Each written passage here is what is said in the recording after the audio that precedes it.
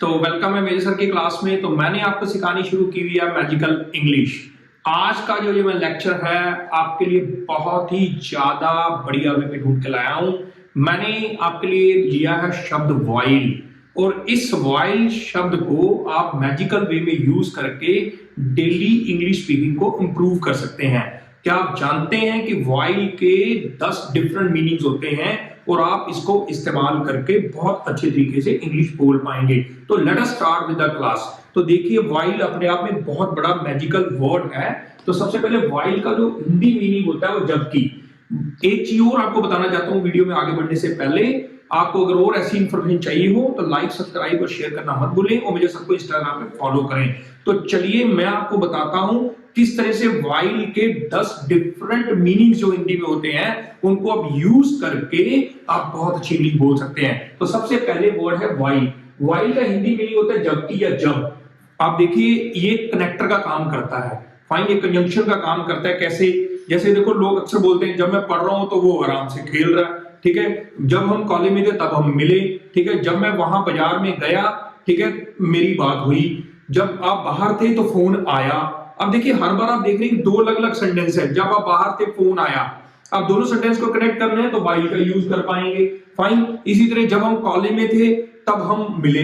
Fine, okay. जब हम college में पढ़ते थे तब हम मिले। इसी तरीके से भी आप बात कर सकते हैं। तो हमारा मिलान जो है वो कॉलेज में पढ़ते समय हुआ। मेरे कहने का मतलब सिर्फ ये है कि वाइल को एज ए कनेक्टर यूज कर सकते हैं। तो let us take one example with the while. Fine. जब आप बाहर थे तो फोन बजा या फोन की घंटी बजी। When you are outside, fine, आप इस तरह से बोल सकते हैं, लेकिन नहीं, इस तरह से नहीं बोलना है आपको।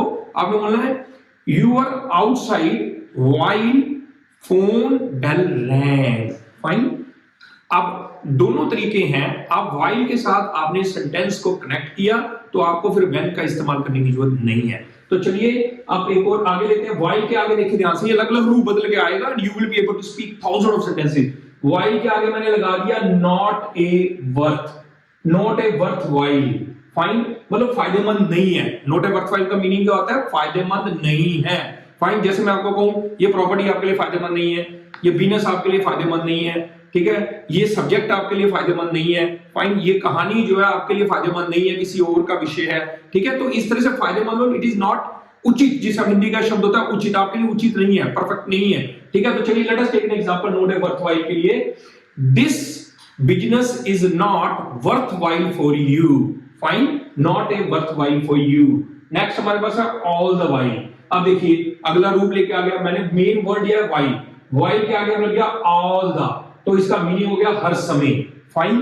तो वह हर समय खेलने में बिजी रहता है। He is busy all the while in playing, fine, या he is busy in playing all the while, सारा समय, हर समय, या वह हर समय गप्पे मारता रहता है, वह हर समय झूठ बोलता रहता है। मतलब all the while का मीनिंग है कि हर समय जो चीज हम एक्टिविटी कर रहे हैं उसके लिए हम all the while यूज करते हैं। नेक्स्ट वर्ड है once a while, कभी कभार।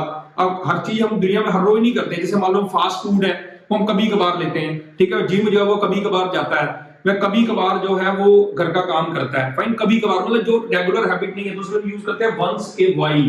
फाइन। जैसे मैं फास्ट फूड कभी कभार लेना पसंद करता हूं। I love to have a fast food once a while. Fine, once a while. Next हमारे पास देखिए वाइल के आगे वर्ड लग गया इन ए लिटिल।